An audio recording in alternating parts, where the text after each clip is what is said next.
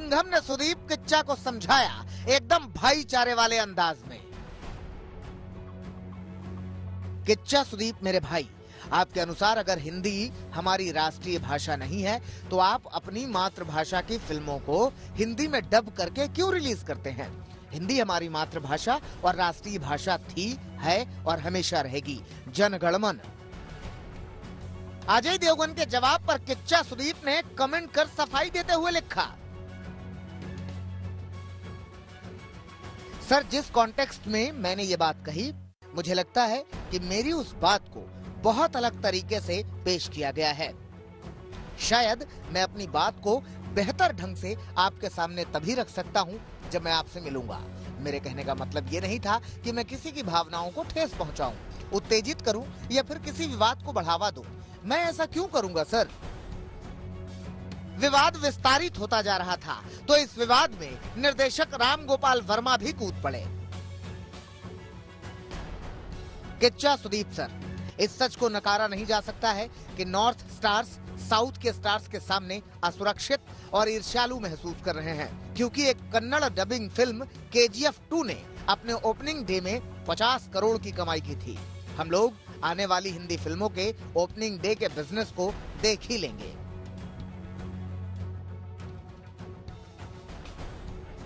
ऐसा पहली बार नहीं था जब भाषा पर विवाद मचा हो।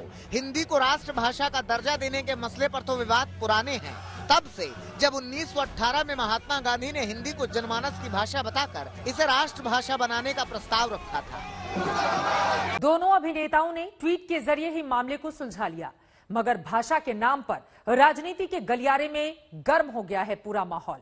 कर्नाटक से पश्चिम बंगाल और महाराष्ट्र तक हिंदी भाषा को लेकर सियासी दलों की प्रतिक्रियाएं आने लगी। अब भाषा पर जंग मची है।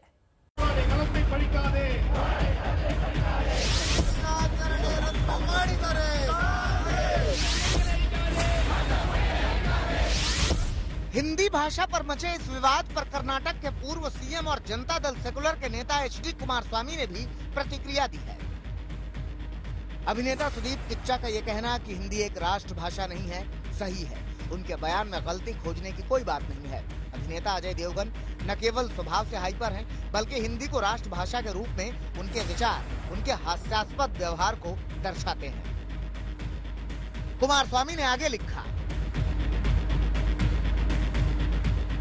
एक राष्ट्र, एक कर, एक भाषा और एक सरकार के बीजेपी के हिंदी राष्ट्रवाद के मुखपत्र के रूप में अजय देवगन ने बकवास की है।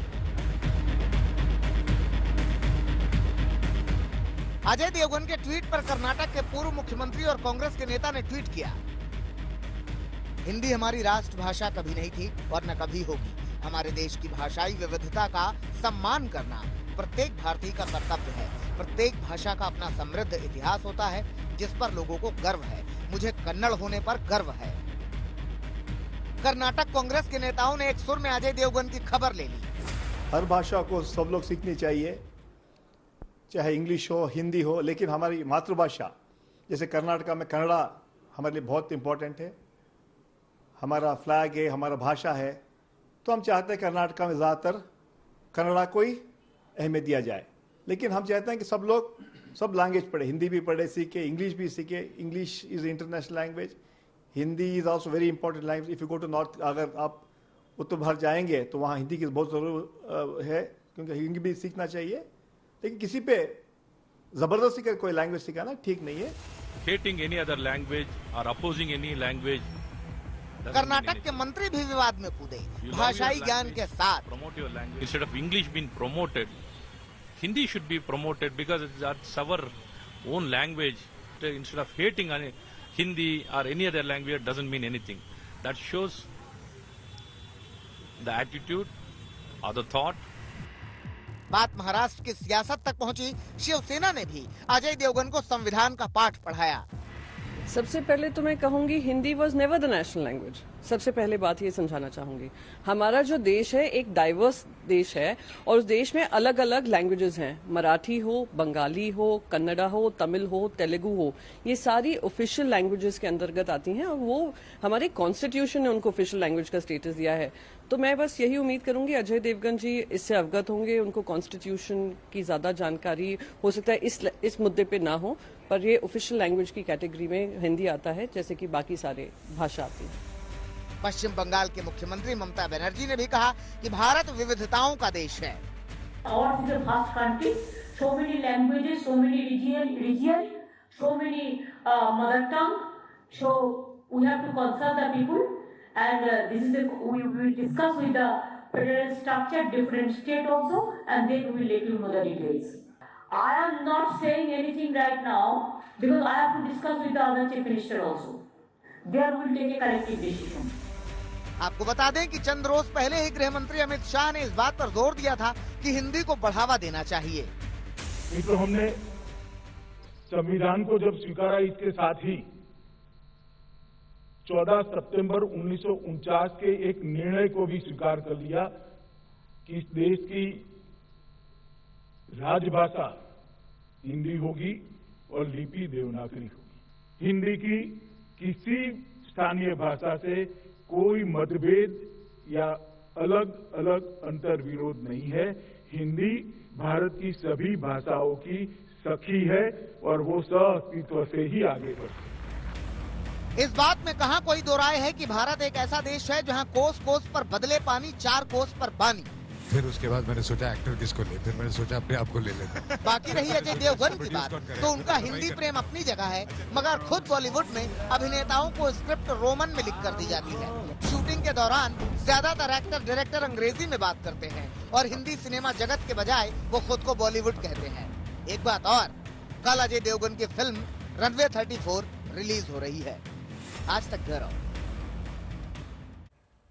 पूरे उत्तर प्रदेश में सभी धर्मस्थलों से लाउडस्पीकर हटाने की कार्रवाई तेज हो गई है। विरोध की इक्का दुक्का घटनाएं सामने आई भी तो उनसे सख्ती से निपटा गया।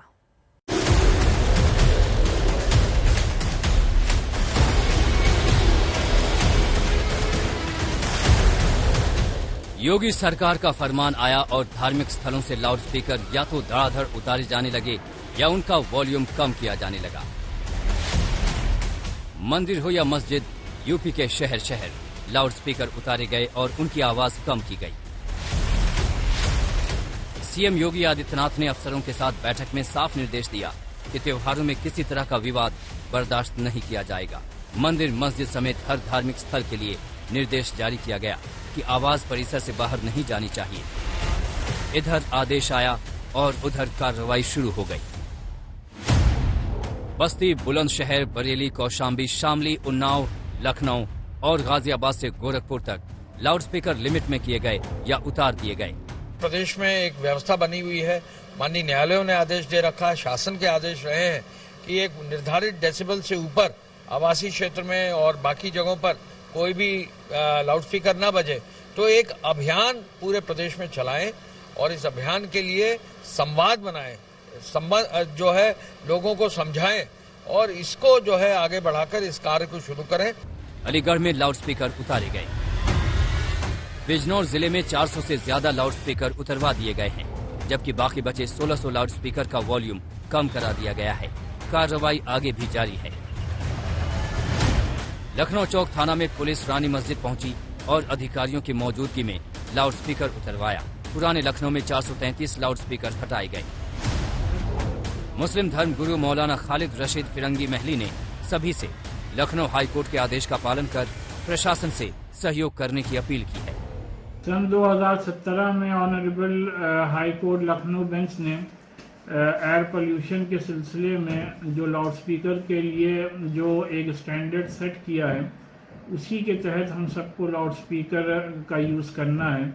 और इस सिलसिले में industrial area, commercial area, residential area और साइलेंट जोन के अलग अलग डेसिमल मुकर्रर किए गए थे। लिहाजा उसी के रोशनी में अभी हुकूमत उत्तर प्रदेश ने जो डायरेक्टिव इशू किए हैं, उस पर हम सबको चाहिए कि पूरी तरीके से अमल करें। और ये ऑर्डर्स और ये डायरेक्टिव्स किसी एक ख़ास मजहबी जगह के लिए नहीं हैं, बल्कि तमाम जगहों के लिए हैं। लिहाजा मेरी मस्जिद के तमाम जिम्मेदारों से ये अपील है कि ज़रूरत से ज़्यादा लाउडस्पीकर का इस्तेमाल ना किया जाए। गाजियाबाद में प्रशासन ने लिस्ट तैयार की और मंदिर, मस्जिद, चर्च पर जाकर जांच की। कितने लाउडस्पीकर का आदेश है और कितने लगे हैं, आवाज दिन और रात में कितने डेसिबल हैं। सबकी जांच की जा रही है।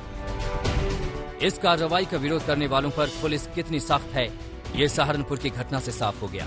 यहाँ बिना इजाजत धार्मिक स्थलों पर लाउडस्पीकर लगाने का दावा करने वाले हिंदू संगठन के एक शख्स को पुलिस ने गिरफ्तार कर लिया। इस कार्रवाई के बीच लाउडस्पीकर हटाने और हनुमान चालीसा पढ़ने की मांग करने वाले राज ठाकरे ने ट्वीट कर यूपी के मुख्यमंत्री योगी आदित्यनाथ को बधाई दी है। ट्वीट में राज ठाकरे ने लिखा, धार्मिक स्थलों खासकर मस्जिदों से लाउडस्पीकर हटाने के लिए मैं योगी सरकार को तहे दिल से बधाई देता हूं और उनका आभारी हूं। दुर्भाग्य से महाराष्ट्र में कोई योगी नहीं, जो हैं वो भोगी हैं। भले ही यूपी में लाउडस्पीकरों पर कार्रवाई किसी धर्म को देखकर न की जा रही हो, मगर राज ठाकरे ने ट्वीट कर इसे धार्मिक रंग देने की कोशिश की है। वहीं यूपी में इस मुहिम की शुरुआत गोरखपुर में गोरखधाम मंदिर में लाउडस्पीकर की आवाज धीमी कर प्रदेश को प्रेरणा देने के साथ हुई। इसके बाद कुछ दूरी पर जिस जामा मस्जिद की आजान दूर दूर तक सुनाई देती थी, उसका वॉल्यूम भी कम कर दिया गया। आज तक ब्यूरो। इसी के साथ एक छोटे से ब्रेक के लिए हम रुकेंगे। कुछ और बड़ी खबरों के साथ फौरन लौटते हैं। आप देखते रहिए आज तक। आज तक HD, सबसे तेज, सबसे ज्यादा।